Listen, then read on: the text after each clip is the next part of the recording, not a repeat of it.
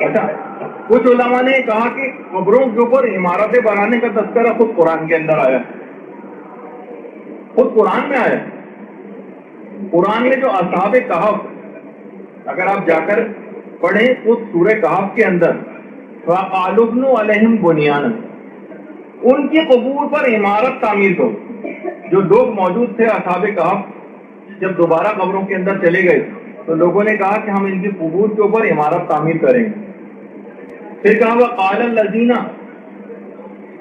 غَلَبُوا عَلَىٰ أَمْرِهِمْ لِنَتَّخِذَنَّ عَلَيْهِمْ مَسْجِدًا، اور وہ لوگ جنہوں نے اپنے کام میں غلبہ حاصل کر لیا، وہ کہنے لگے کہ ہم ان کی قبور پر مسجد تعمیر کریں گے، ان کی قبور پر مسجد تعمیر کریں گے۔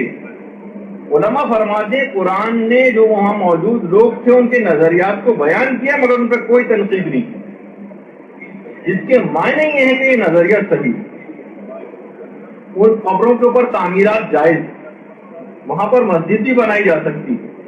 یعنی اگر یہ قابل اعتراض یا حرام ہوتا تو قرآن فقط ذکر کر کے نہ رہ جاتا، قرآن کتاب ہدایت، لہذا قرآن نے ان نظریات کو بیان کر کے واضح کر دیا کہ اولیاء و صالحین کی قبور کی تعظیم کرنی ضروری ہے، ان کی قبروں کی حفاظت ضروری ہے، اور ان پر عمارتیں اور مقبروں کی تعمیر وہ بھی بالکل جائز اور صحیح۔ ورنہ خود قرآن یہ کہہ دیتا اس نظریے کو اظہار کر کے کہ ہم یہاں پر مسجد بنائیں گے، تو قرآن کو فوراً اگلی آیت میں اس بات کو منع کرنا چاہیے تھا کہ یہ نظریہ صحیح ہے، یہاں پر مسجد نہیں بنائی جا سکتی۔ فقط ان کی اس بات کو ظاہر کر کے قرآن کا اس سلسلے میں خاموش ہو جانا اس بات کی نشاندہی کر رہا ہے کہ اسلام میں چیز جائز۔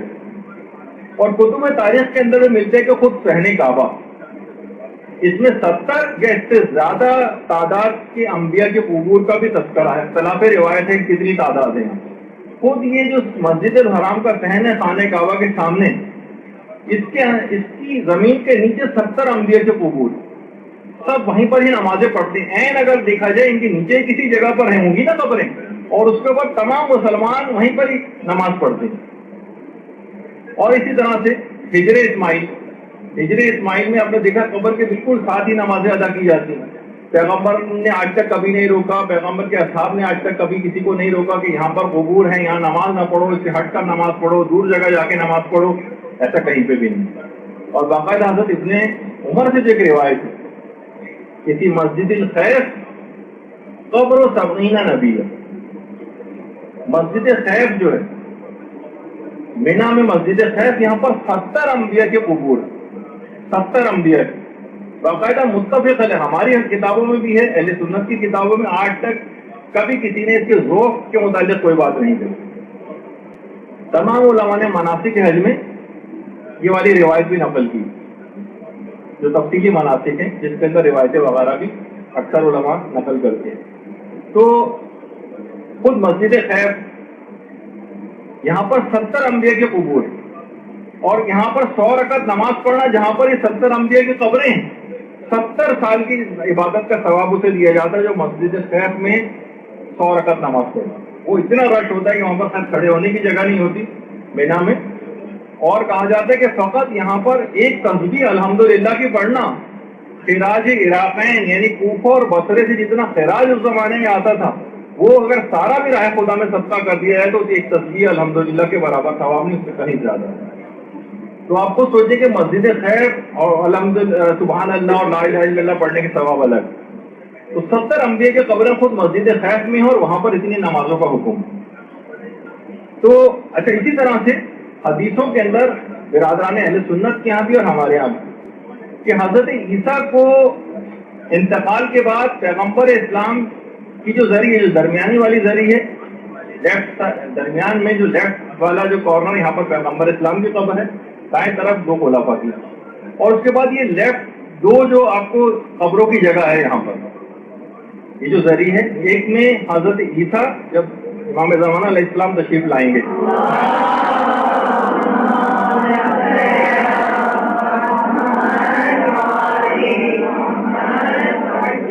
رسول خدا کے پہلو میں ان کو دفن کیا جائے گا، اور ایک علماء ہمارے بیان فرماتے ہیں کہ امام زمانہ علیہ السلام بھی اپنے انتقال یا شہادت کے بعد یہیں پر دفن ہوں پیغمبر اسلام کے پہلو میں۔ تو بالکل برابر میں، یعنی مسجد نبوی کے بالکل برابر میں وہیں پر یہ قبریں بالکل دیوار سے دیوار ملی ہوئی، تو مسجد کے ساتھ بھی قبر ہو سکتی ہے، جیسے کہ خود ہم روضہ رسول میں مسجد نبوی میں دیکھ رہے ہیں، اور روضے کو مسجد سے متصل بھی کیا جا سکتا ہے، جیسے کہ رسول کا روضہ مسجد نبوی سے بالکل متصل ہے، نمازوں کی جگہ ٹھیک ہے الگ ہے، روبہ قبلہ ہو کر وہاں نمازیں پڑھتے ہیں، کوئی رسول خدا کی قبر کو قبلہ بنا کے تو نماز نہیں پڑھتا، تو اس میں کوئی تضاد اور کوئی مخالفت نہیں ہے کہ جہاں پر قبر ہوگی اس کے برابر میں مسجد نہیں ہو سکتی، ایسا کچھ نہیں کیا وہاں پہ نماز نہیں پڑھی جا سکتی، ورنہ اس سے پہلے ذکر آگے کہ حضرت عائشہ کی نمازیں پھر کس طرح سے ہوئی ہوں گی، تو ان میں کوئی تضاد اور مخالفت نہیں، اور سنی شیعہ تمام روایات میں یہ بات آئی ہے، اور خود ملا یحضر الفقی میں بھی ہے، وسائل الشیعہ میں بھی ہے کہ رسول اللہ نے یہود و نصارہ پر لعنت کی تھی جنہوں نے اپنے انبیاء کے قبور کو مسجد بنا لیا۔ دیکھیے یہ چیز اکثر لوگ یہ پیش کرتے ہیں کہ تم نے اپنے انبیاء کے قبور کو مسجد بنا لیا، تو اس زمانے میں یہود و نصارہ نے انبیاء کی قبور کو قبلہ بنا کر عبادت شروع کر دی۔ دیکھیے کوئی بھی قبر کتنی ہی مقدس کیوں نہ ہو اس کو قبلہ نہیں بنایا جا سکتا، مگر کسی چیز کے سامنے سجدہ، جبکہ ہم سجدہ خدا کو کر رہے ہیں یہ حرام نہیں، دیکھیے جب سجدہ آپ کرتے ہیں کوئی نہ کوئی چیز تو سامنے ہوتی ہے، اس کمرے میں مثلا اگر آپ پڑھ رہی ہیں نماز اور سامنے LCD ہے آپ کے لگا ہوا تو آپ LCD کو تھوڑی سجدہ کر رہی ہیں، اور یا مثلاً آپ کوئی خانے کعبہ وہاں جا کے نماز پڑھ رہا ہے مسجد الحرام میں، تو ہمارے سامنے قبلہ کعبے کے طور پر ہوتا ہے، لیکن ہم کعبے کو سجدہ نہیں کر رہے ہوتے، سجدہ پروردگار عالم کو کر رہے ہوتے ہیں، کعبہ جو ہے اس کی طرف رخ کرنا ہوتا۔ تو دیکھیے اس زمانے میں نیا نیا اسلام آیا تھا، علماء نے کہا اول تو ان تمام روایات کے اندر بھی ذوف ہے کہ جو بہت سی روایات کے اندر اگر ممانعت آئی بھی اس سے ہم آگے چل کر بات کریں گے، لیکن پیغمبر اگر کچھ وقت کے لیے ہم اس کو صحیح مان بھی لیں تو علماء فرماتے ہیں پیغمبر اسلام کو اس بات کی تشویش تھی کہ یہ قوم جو تھی یہ بت پرستی کی عادی رہی، ابھی نیا نیا اسلام اس نے قبول کیا، کہیں ایسا نہ ہو کہ پرانے بت پرستی کے طور طریقوں پر واپس چلے گئے، تو بہت سے احکام پیغمبر نے اس زمانے کے لوگوں کو مصلحت کو سمجھتے ہوئے وقتی طور پر دیے، لیکن جب وہ بت پرستی کا خطرہ ٹل گیا اور باقی نہیں رہا تو پھر اس کے بعد وہ ممانعت بھی ختم ہو گئی، اکثر علماء اہل سنت بھی اس بات کے قائل ہیں۔ اچھا دیکھیے پہلے زمانے میں قبیلوں میں کچھ مسابقات بھی پائی جاتی تھی، آپس میں بڑا کمپٹیشن ہوتا تھا، الحاکم التکاثر حتی زرتم المقابر، وہ اپنے مردوں پر بھی فخر و وباہت کا اظہار کرتے تھے، عربوں میں ایک رواج تھا۔ دیکھیے بہت سے لوگ اپنی دولت کے اعتبار سے اپنے مردوں کو عام لوگوں کے لیے یعنی بالکل عام سے افراد ہیں، لیکن کیونکہ اپنے فخر و مباحث کا اظہار کرنا مقصد ہے، آج بھی کتنے ممالک کے اندر امیر کبیر افراد اپنے مردوں کے لیے اتنے بڑے بڑے اور عالیشان محل نما جو ہے وہ مقبرے بنا دیتے ہیں عام افراد کے لیے، اپنی دولت کے اظہار کے لیے، اس کے شان و شوکت کے اظہار کے لیے، اپنے بڑے عہدوں کے اظہار کے لیے بڑی بڑی عمارتیں وہ بن جاتی۔ بہت سے لوگ تو یہ کرتے ہیں کہ مردہ ہے اس کے ساتھ اس کی قبر میں اپنی شان و شوکت کے اظہار کے لیے کمپیوٹر بھی رکھا جا رہا ہے اور ڈریسنگ ٹیبل بھی رکھی جا رہی ہے اور صوفے بھی رکھے جا رہے ہیں، ہونا یہ نہیں یہ ہے۔ اس زمانے میں بھی بعض اوقات یہ عربوں کے اندر جو ہے اپنے مردوں پر فخر و مباحث کی مسابقت پائی جاتی ہے، یعنی کمپٹیشن ہوتا تھا۔ تو اگر یہ سب کچھ ہونے لگے گا اور اس پہ بڑی بڑی عمارتیں بننے لگیں گی تو عام آدمیوں میں طبقاتی نظام ہونے لگے گا۔ پیغمبر اسلام اسلام نے بھی اس بات کو پسند نہیں کیا کہ اس طرح کے طبقات مردوں کے سلسلے میں پیدا ہو جائیں۔ صرف بزرگان جو انبیاء ہیں، اولیاء ہیں، ائمہ ہیں، بڑے بڑے علماء ہیں جن کی تصاویر آپ نے اس سے پہلے دیکھی، ان کی قبور پر تو گنبد، قبے وغیرہ بنائے جا سکتے ہیں، لیکن عام آدمیوں کے لیے پیغمبر نے اس کو روکا اس زمانے میں، اس رجحان کو، ورنہ ایک ٹرینڈ جنم لے لیتا کہ عام آدمیوں میں شان و شوکت اور عمارت کا اظہار قبور کے ذریعے بھی کیا جانے لگتا۔ دیکھیے آج بھی بہت ساری چیزیں ایسی ہیں۔ ایک صاحب کا ایک زمانے میں میرے پاس فون آیا کہ میری والدہ کا انتقال ہو گیا اور ہاسپٹل کا بھی بہت قرضہ ہے، مجھ پر بہت ڈیزرونگ ہوں، لیکن مجھے فوری طور پر سوئیں کی مجلس کیونکہ میں نے فلاں مشہور ذاکر دین سے پڑھوانی ہے ورنہ خاندان میری ناک کٹ جائے گی، اور اس نے 50,000 روپے مجھ سے ڈیمانڈ کی، تو مجھے 50,000 روپے کہیں سے قرضہ دلا دے جبکہ ہاسپٹل کا قرضہ بھی موجود۔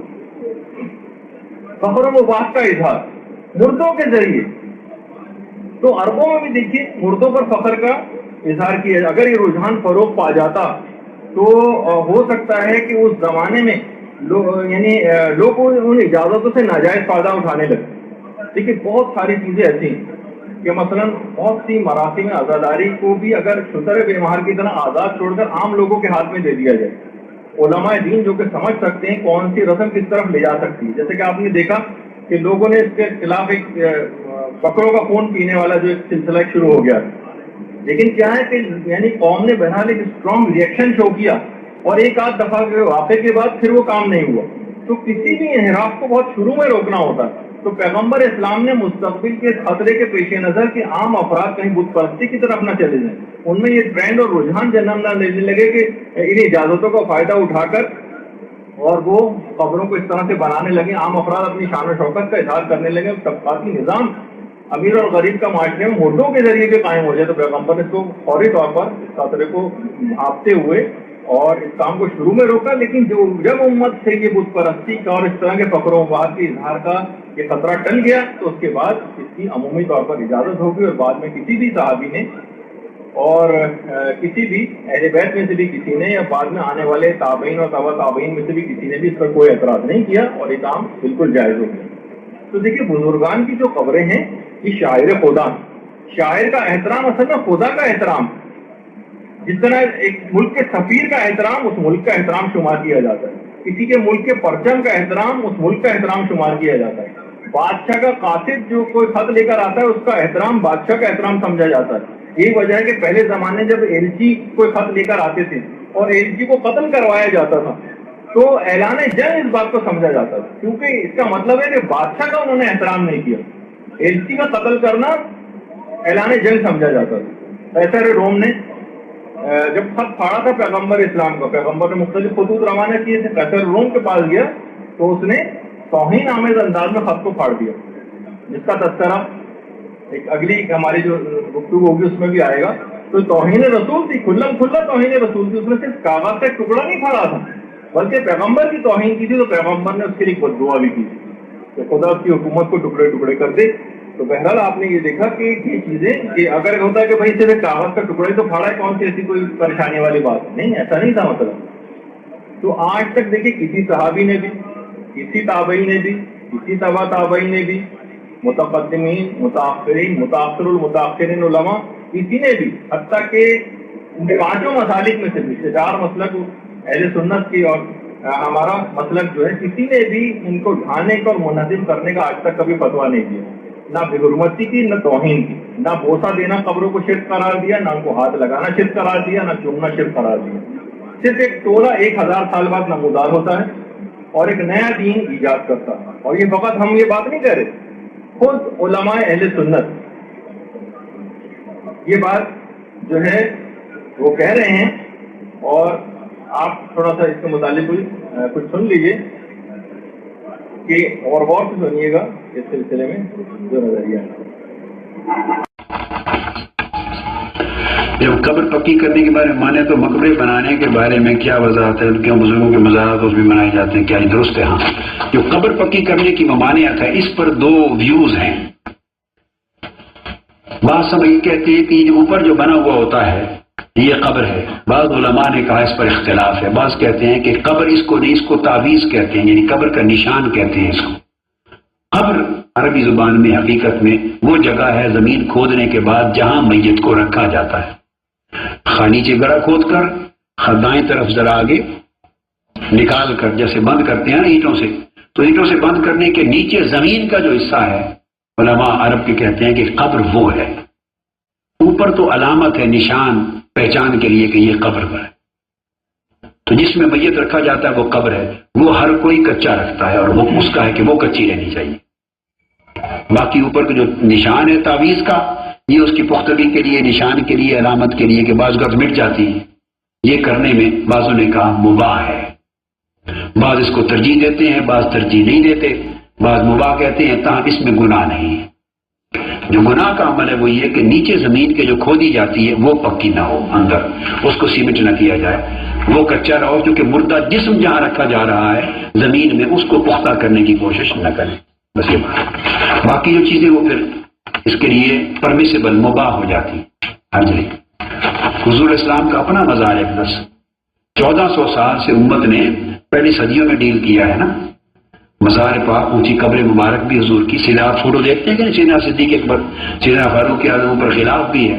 وہ تو پاکستانی نہیں نہ کرتے, وہ تو سارے انگی عرب لوگ ہی رہے ہیں نا جو تبدیل کرنے والے تو عالم عرب میں. اور یہ صرف پاک انڈیا کا معاملہ نہیں, آپ عراق جائیں تمام مزارات اسی طرح. پہلے عراق کا عقیدہ بھی یہ ہے. شام جائیں تمام مزارات شام میں اسی طرح. میں تو جاتا ہوں, میں تو دیکھتا رہتا ہوں. پہلے شام سیریا کا عقیدہ بھی یہ ہے. ایران میں جائیں ان کا عقیدہ بھی یہ ہے. مصر میں جائیں, میں مصر سے ہو کے آیا ہوں, امام شافعی کا, سیدہ نفیسہ کا, بڑے بڑے اکابر اولیاء اللہ کے سب کے مزارات اسی طرح جیسے پاکستان انڈیا کا رواج ہے. ان کا عقیدہ بھی یہ ہے. میرا مقصد بات کا یہ ہے کہ ترکی جائیں, مولانا روم اور ابو ایوب انصاری رضی اللہ, فوٹو دیکھیں نا مزارات کے, ان کے بھی مزارات گنبد کے ساتھ اسی طرح. تو جو لوگ یہ کہیں ان سے کہیں کہ یہ آپ ہی کا عقیدہ ہے, باقی سارا عالم عرب ایک سعودی عرب کو چھوڑ کر.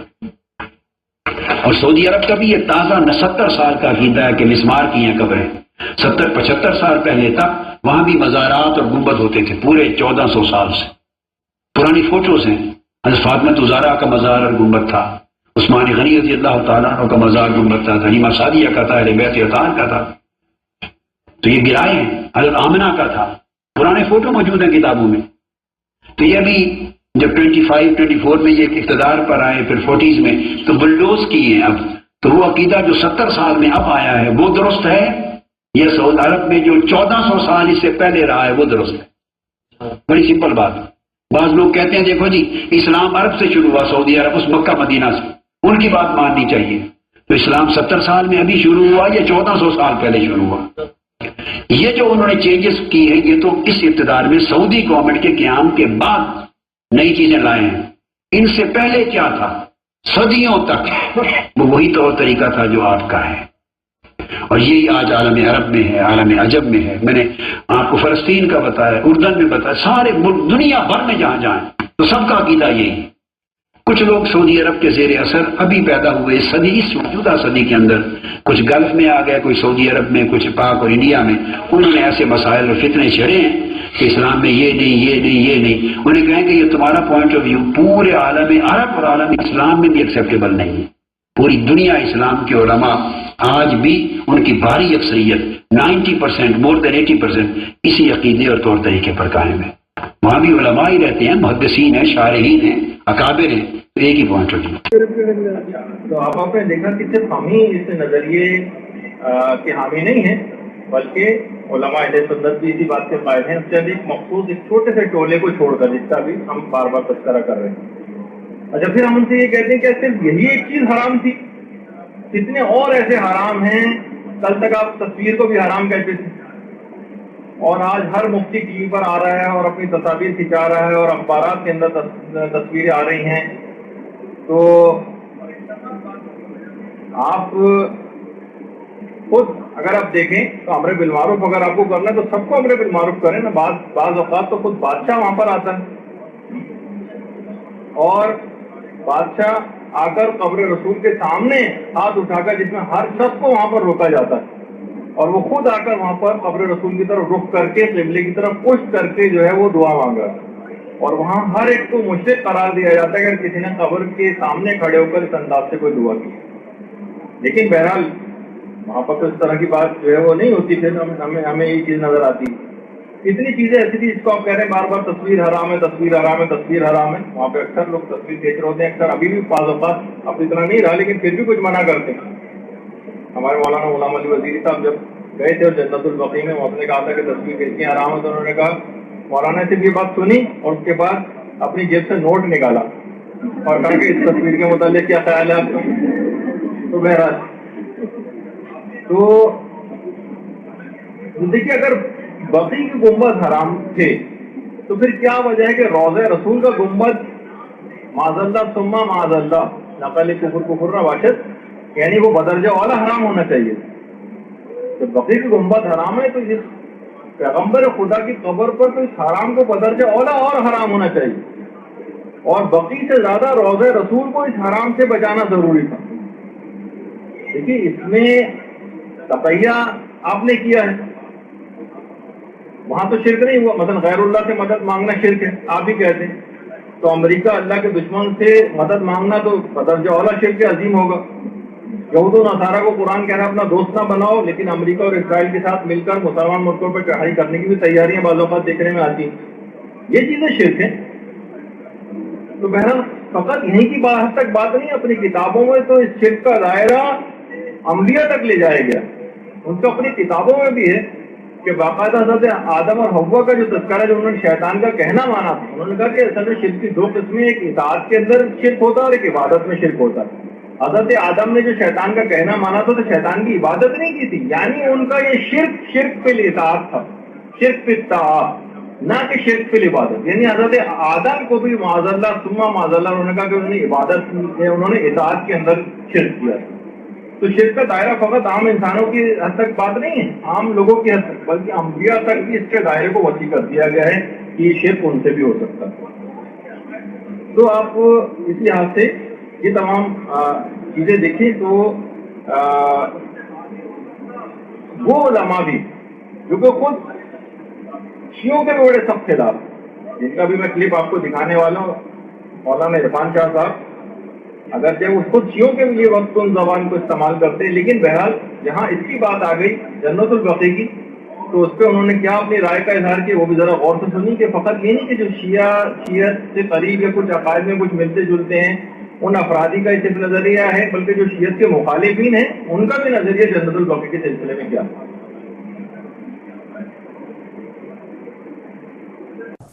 کہ کچھ عرب ممالک میں مزارات کو منہدم کیا گیا، تو اس حوالے سے آپ تھوڑی تاریخی روشنی اگر ڈال دیں کہ کن مزارات کو منہدم کیا گیا اور ان کی بے حرمتی کیوں کی گئی اور اس کی شرعی حیثیت کیا ہے جو بندہ مزارات کی بے حرمتی کرے۔ کہ پچھلے 150 سال پونے 200 سال سے پہلے کبھی یہ مسلمانوں میں جو مسلمان پہلے گزر گئے جی ان کا یہ متفقہ طریقہ تھا، سبحان اللہ۔ لیکن بعد میں کچھ نام نہاد مسلمان جو کلمہ کو تو ہیں ہی، کلمہ پڑھتے ہیں، لیکن آپ کو پتہ ہے کہ کلمہ پڑھنے کے بھی کئی معیار ہیں۔ وَمِنَ النَّاسِ مَن يَقُولُ آمَنَّا بِاللَّهِ وَبِالْيَوْمِ الْآخِرِ وَمَا هُم بِمُؤْمِنِينَ۔ ان کے اندر دو باتیں تھیں، ایک تو فکری غلطیاں بہت ہیں ان کے اندر، اور دوسری جو ان کے اندر خرابی ہے وہ یہ ہے کہ وہ بہت سخت ہیں۔ ان کا خیال یہ ہے جو کچھ ہم سوچیں وہی دین ہے، صحیح، پورا عالم اسلام جو کچھ مرضی سوچتا رہے، ان کا عمل جو بھی ہو، فتویٰ جو بھی ہو، بس جو ہم سوچتے ہیں وہ دین ہے۔ لہذا انہوں نے کیا سوچا؟ انہوں نے یہ سوچا کہ نبی کریم علیہ السلام نے حضرت مولا علی شیر خدا کو فرمایا تھا قبریں برابر کر دو۔ یہ بنیاد بنا کے بقیع شریف پر بلڈوزر پھیر دیا گیا۔ جنت المعلیٰ میں مکہ مکرمہ کا جو مقدس ترین قبرستان ہے اس پر بھی بلڈوزر پھیر دیا گیا، قبریں بلڈوز کر دی گئی ان مقدس ہستیوں کی کہ میں سمجھتا ہوں کہ آج اسلام کو جو اشاعت، شوکت، عظمت حاصل ہوئی ہے ان میں ان کا خون بھی شامل ہے، سبحان ان کے مال شامل ہیں، ان کی قربانیاں شامل ہیں۔ ان کے آثار کو اتنی بے دردی کے ساتھ ان لوگوں نے جن کی آج حجاز مقدس پر جو اپنی حکومت بنائے بیٹھے ہیں جی، ان کے مفتیوں کے فتاوی کے مطابق ان قبروں کو بلڈوز مسمار کر دیا گیا۔ حتیٰ کہ میں یہ اس بات کا خود گواہ ہوں کہ ایک شخص سے جب میں نے 2006 کے حج میں سوال کیا، وہ پروفیسر تھا مدینہ منورہ میں یونیورسٹی میں، اس سے اسی مسئلے پر اتفاقاً بات ہو گئی سرکار کے روضہ اقدس کے بالکل قریب، تو میں نے اس کو کہا کہ دیکھو نبی کریم علیہ الصلوۃ والسلام کا روضہ مقدس تمہارے سامنے ہے، اور یہ ہمارے لیے دین کا سب سے عمدہ نمونہ ہے۔ قبروں کے بارے میں اگر تحقیق کرنی ہو کہ کس حال میں ان کو رکھا جا سکتا ہے جی، تو یہ مثال آپ کے سامنے نبی پاک کا روضہ مبارک ہے، ساتھ دونوں یار ہیں سرکار کے شیخین کریمین، ان کی قبریں ہیں، ان کے اوپر یہ گنبد ہے تمہارے سامنے موجود ہے۔ تو جس ہستی کا گنبد مبارک بنایا جا سکتا ہے ان کی بیٹی کا گنبد شریف رکھنا یا پردہ رکھنا ان کی قبر کا، یہ کیسے حرام ہو سکتا ہے؟ میں نے براہ راست یہ سوال کیا، تقریباً 15-20 آدمی یہاں اس علاقے کے UK سے تعلق رکھنے والے بھی وہاں موجود تھے، ان کے سامنے میں نے اس کو کہا جواباً اس بدنہاد شخص نے، آج بھی دل میرا خون کے آنسو ہوتا ہے، جواباً اس نے کوئی 15-20 مسلمان جو میرے ساتھ تھے وہ گواہ ہیں اس بات کے، اس نے یہ کہا اس گنبد کو بھی ہم جائز نہیں سمجھتے۔ تو میں نے کہا اچھا جائز نہیں سمجھتے تو پھر رکھا کیوں ہے؟ ان کو جو گرا دیا ہے، تو کہنے لگا کہ تم جیسے جو لوگ ہیں انہی کا ہمیں خطرہ ہے کہ اس کا بہت زیادہ احتجاج کریں گے۔ اچھا، ایک تو مجھے اس کی سوچ پر بہت رنجیدہ ہوا میں، لیکن ایک بات کی میرے دل میں خوشی بھی ہوئی کہ عاشقان مصطفیٰ اگرچہ بہت منظم نہیں ہیں، بکھرے ہوئے ہیں، لیکن اس کے باوجود ابھی تک بھی ان گستاخوں کے دماغوں پر ان کا اتنا دبدبہ موجود ہے کہ محسوس کرتے ہیں کہ ہم کہیں شاید منہ دکھانے کے نہ رہیں۔ لیکن میں اس کو پھر بھی احساس دلایا، میں نے کہا یہ کوئی تمہاری مہربانی نہیں ہے۔ کیوں؟ کہ ہمارے احساسات اسی طرح مجروح ہیں، واللہ العظیم میں قسم اٹھا کر یہ بات کہتا ہوں کہ میں نے اس کو بھی یہ بتایا، میں نے کہا ہمارے احساسات اسی طرح مجروح ہیں کہ معاذ اللہ اگر تم گنبد خضرا کے ساتھ ایسی کوئی حرکت کرتے تو جتنے دل ہمارے رنجیدہ ہوتے اس سے کوئی کم رنجیدہ اس بات پر نہیں ہے کہ رسول خدا کی بیٹی کی قبر انور کو اگر ننگا کر دیا گیا ہے اور قبر رکھی نہیں گئی۔ یعنی دیکھیں جس قدر نازک تعلق ہمارا ایک امتی کا اور ایک عاشق کا نبی کریم علیہ السلام کے ساتھ ہے، اس تعلق میں جو احساس، جو لطافت اور نزاکت ہے، سبحان اللہ، میں یہ سمجھتا ہوں کہ حضرت خاتون جنت کے بارے میں ہر اس مسلم کے احساسات اتنا ہی لطیف ہیں، اس حیثیت سے کہ اللہ کے رسول تو صرف آپ ہی ہیں ہمارے آقا، سبحان اللہ، مگر جتنا قریب ہے حضرت سیدہ خاتون جنت آپ کے، میں اس بارے میں کچھ بیان نہیں کر سکتا۔ وہ نبیہ نہیں ہے، نہ اللہ تعالیٰ نے عورتوں کو نبی بنایا، مگر ہمارے آقا کے جگر کا ٹکڑا ہے وہ۔ سبحان اللہ، احادیث صحیحہ میں یہ موجود ہے۔ موجود۔ تو جس شخص کو سرکار سے کچھ شرم آتی ہو کہ آپ کی ہم ایسی انسلٹ نہیں کر سکتے، آپ کے روزہ اطہر کی بھی، ایسے شخص کو ضرور حضرت سیدہ عائشہ صدیقہ طیبہ طاہرہ ام المومنین صدیقہ بنت صدیق، سبحان اللہ، ان کی قبر انور کو گراتے بھی شرم کرنی چاہیے تھی۔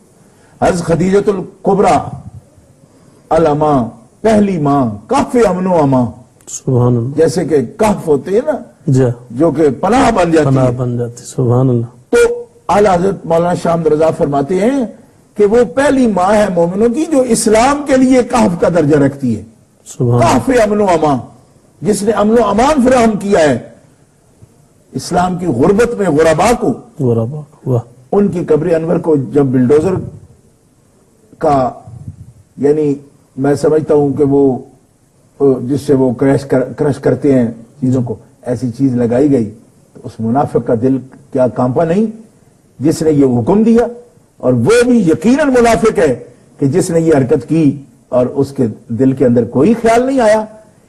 دیکھیے یہ کوئی کنکریٹ کی چیز نہیں ہے، نہیں ہے، صحیح بات، اس کا تعلق تو مومن کے احساسات سے ہے، اس اللہ، کے جذبات سے ہے، اس کے ایمان سے ہے اس کا تعلق۔ اس کو اس انداز سے مت دیکھیں، یہ قبریں کچی بھی کیوں نہ ہوں، خدا کی قسم 100 منزلہ محلات جو ہیں وہ اس کچی قبروں کی جو عظمت ہے اس کے سامنے ہمیں وہ بالکل بونی وہ بلڈنگیں نظر آتی ہیں۔ کیوں؟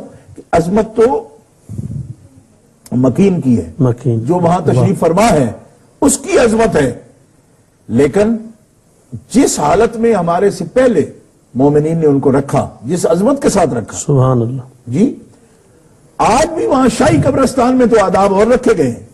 وہ کون شاہ ہیں جن کی قبروں کو محفوظ رکھنے کے لیے صرف جو گیٹ بنائے گئے ہیں وہی بڑے بڑے محلات کے برابر ہیں، اور اندر کون سلائے ہوئے ہیں؟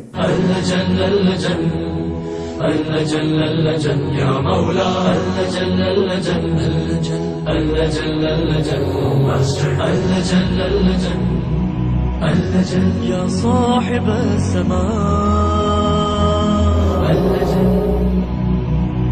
جل جل